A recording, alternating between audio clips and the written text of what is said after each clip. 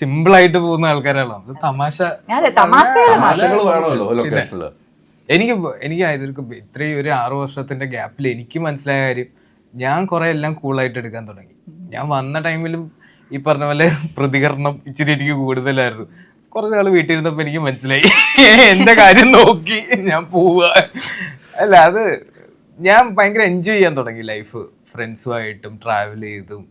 എനിക്ക് തോന്നുന്നു അതിൻ്റെ ഒരു മെച്യൂരിറ്റി നമുക്ക് എന്തായാലും മുന്നോട്ട് പോകുമ്പോൾ വരും. കാര്യം എനിക്ക് ലൈഫിലെ ഒരു തകർച്ചയാണ് എപ്പോഴും നമുക്ക് മുന്നോട്ട് ഏറ്റവും കൂടുതൽ നമുക്ക് സഞ്ചരിക്കാൻ പറ്റുന്നത്. ഞാൻ 4 പടം ചെയ്തു, അത് പോയി. ഈ പറഞ്ഞ പോലെ ആസിഫലിയുടെ അനിയൻ ആയതുകൊണ്ട് എനിക്ക് ഒന്നും കിട്ടില്ല എന്നുള്ളത്, അല്ലെങ്കിൽ സിനിമയിൽ ആര് നമുക്കുണ്ടെങ്കിലും നമ്മൾ അധ്വാനിച്ചില്ലെങ്കിൽ, നമ്മൾ നല്ല സിനിമ ചെയ്തില്ലെങ്കിൽ നമ്മളൊന്നും അല്ലാതാവും. പ്രേക്ഷകരാണ് അൾട്ടിമേറ്റ്ലി ഉള്ളത്. അത് മനസ്സിലാക്കി കഴിഞ്ഞ് കഴിഞ്ഞാൽ പിന്നെ നമുക്ക് എനിക്ക് പിന്നെ ചലഞ്ചിങ് എനിക്ക് നല്ല സിനിമകൾ വരിക എന്നുള്ളതായിരുന്നു.